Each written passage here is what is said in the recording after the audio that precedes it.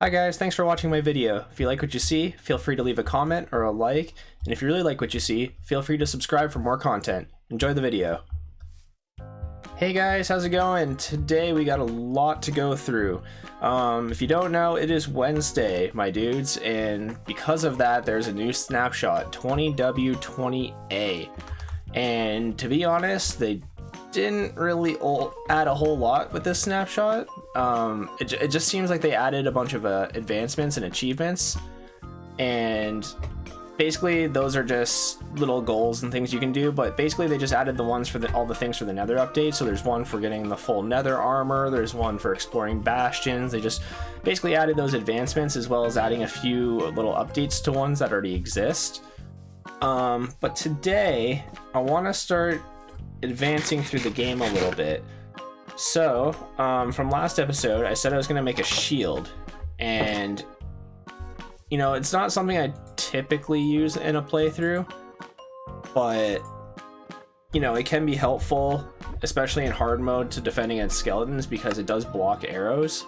As you can see here, it's 6 planks and 1 piece of iron, and I'll just take that and I'll put it in my offhand.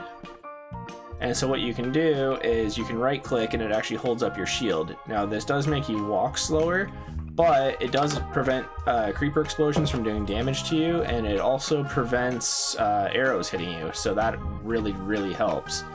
I collected a lot of wood in the last episode, so I could expand my house, but what I think I want to do right now is actually head into the Nether. As you know, this is going to be highlighting a lot of the Nether updates and things like that, and we did find a Nether portal a while ago. I do also kind of want to get into farming today, so what I might do actually is to start that first. So what I'm going to do is I'm going to turn all my wood into planks, and I'm going to make a bunch of sticks, and now I'm going to make some fences. Fences you can make out of any kind of wood so far in Minecraft. I think you can do it with the new wood in the Nether, but don't quote me on that because I haven't seen it yet. But yeah, you can right click and get the recipe you need, or you can just make it yourself, but just draw it with the planks like this and then the sticks in the middle. And if you hold shift and click it, it'll actually give you, double click, sorry, it'll actually give you all of it. So as you can see here, I have a bunch of fences.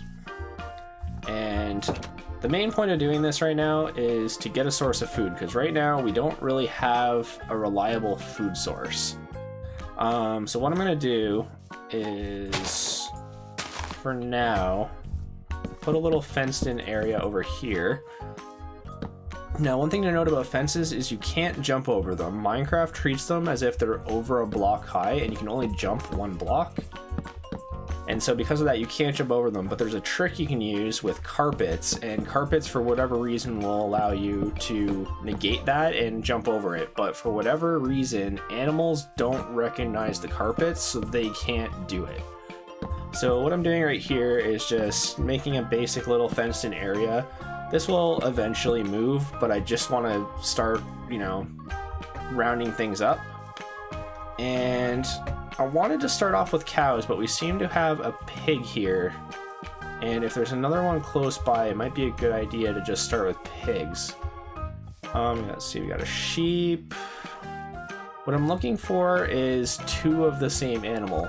I could use the llamas, but I don't think you get meat for killing them, and the main purpose of this right now is just a food source. So what I'm gonna do is probably go over here and get the sheep, because there's 3 of them and I should be able to kind of convince them to get into this little fenced area. So in order to get sheep, I'm just going to move this for now, is with wheat. Certain animals in Minecraft will follow certain things. So for example, I believe pigs will follow carrots and I think potatoes, and you just put them in your hand and they'll actually follow you as long as you don't go too far away from them. So what I'm going to do is grab this straw bale, turn it to wheat, and then I'm going to go find these sheep. Sheep are good because I can shear them without killing them to get wool, and I can use that to make beds to expand the village. I can use that to make carpets to get in and out of their pen easier. And it'll just really help because they produce mutton when they die, which wasn't always in the game, but it was added in a few years back, and I always thought it should have been in the game from day one. I thought it was odd that you can only get wool from sheep, but it's in now, and you know, I've used it as my main food source in a couple playthroughs now, just because sheep are basically everywhere. So yeah, we got 2. How many we got here? Okay, so we got 4, so that's pretty good.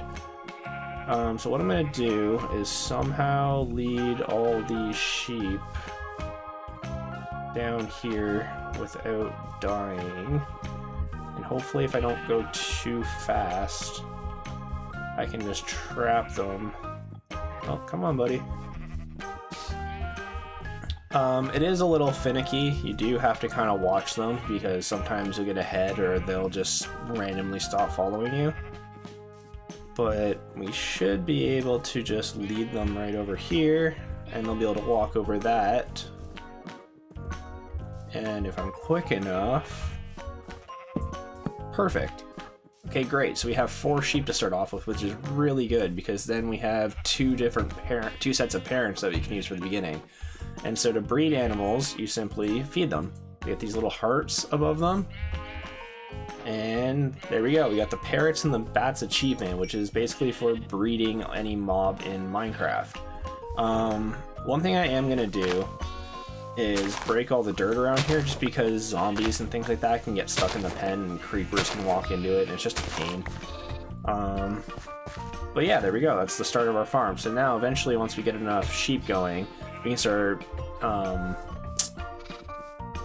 taking their life from them and using them as a source of food. I do want to try and get cows because they produce leather, which you can use for books, and that has to do with enchanting, and I'll explain that later once we get to it.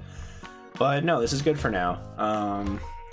What I am going to do is just sort of rearrange my inventory a bit. I like to keep my torches on the end. That's just personal preference, followed by either a food source or a water bucket.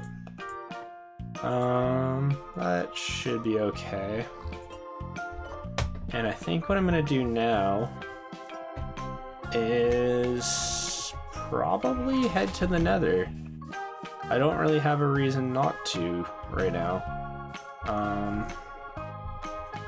So the Nether dimension is basically Minecraft's version of hell, which is the whole center point of this entire update. But basically it's very hostile. There's lava, there's fire, there's, you know, different enemies. And recently they added, you know, for the snapshots, all these different updates, which is what today's snapshot is actually about. They added in the achievements for getting netherite. They added in achievements for getting into the Bastion, like I mentioned earlier. Just a bunch of things, and it wasn't really gameplay centric. Like, they didn't add any blocks or anything like that, but you know, a lot of people like to complete all the achievements in a game, and I totally get the willingness and want to complete an entire game 100%, because I've done it with many games. I've done it with Spyro, I've done it with Grand Theft Auto 3, I've done it with many games, and so I really get it. And luckily our nether portal that spawned right near our base is perfect. We had the obsidian piece in a chest, and it's only missing one piece. So if I do this, portal's done. All you do is you take your flint and steel, light it up, and there we go. So let's check it out. So you'll get this little wave effect, and you know, things will start loading. I did notice in creative mode it doesn't do that, and I'm not entirely sure why. I'm also not sure what happened here. We seem to be inside one of the new blocks, basalt. So we're just gonna dig our way out and find out where the heck we are, because I am kind of confused. This is a pretty safe spot to spawn in though, so hopefully we can escape this and get out of this predicament we're in. This has never happened to me before, and you're seeing a lot of the new blocks right now, so you're seeing, you know, Let's see what we got here. We got Blackstone, which is a new block. We're getting Basalt, which is a new block.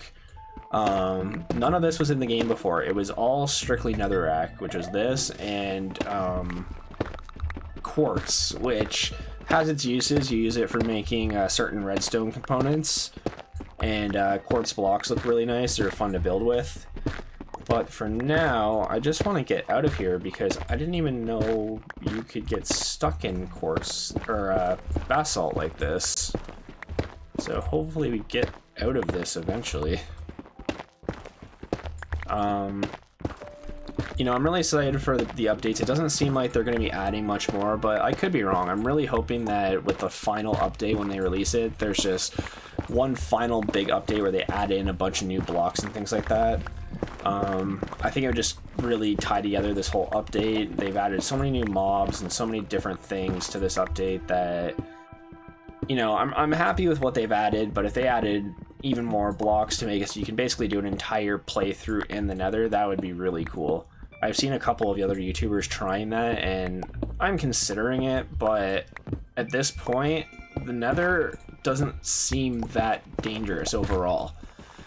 For starters, there's no night and dark, so you don't have to worry about, oh, when are things going to spawn. Like, there's always things that are going to spawn, but there aren't many things that can really, you know, go aggro against you.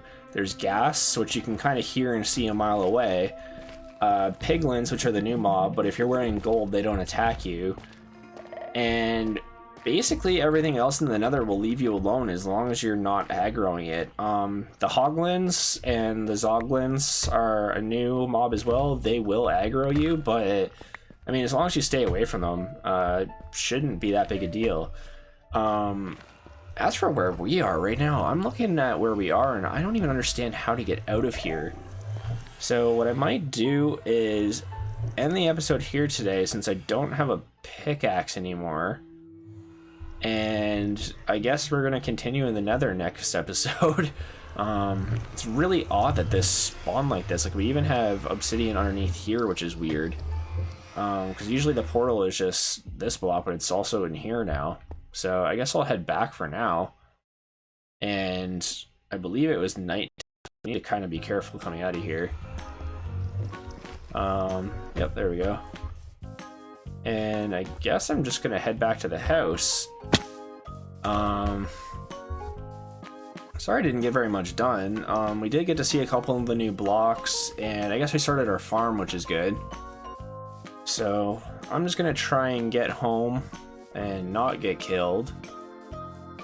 And I guess I'm gonna end the episode.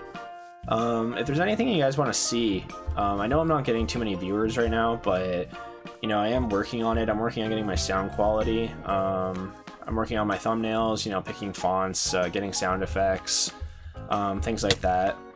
So if you guys have any suggestions or anything like that, like, feel free to let me know. Just go in here for now. And I think I'm going to end it here just because I don't want to get shot by anything. But yeah, so if you guys liked today's episode, feel free to comment any suggestions. Feel free to leave a like or a dislike if you didn't like it, and just let me know why. But until next time, we're going to head into the Nether, I think. See you later.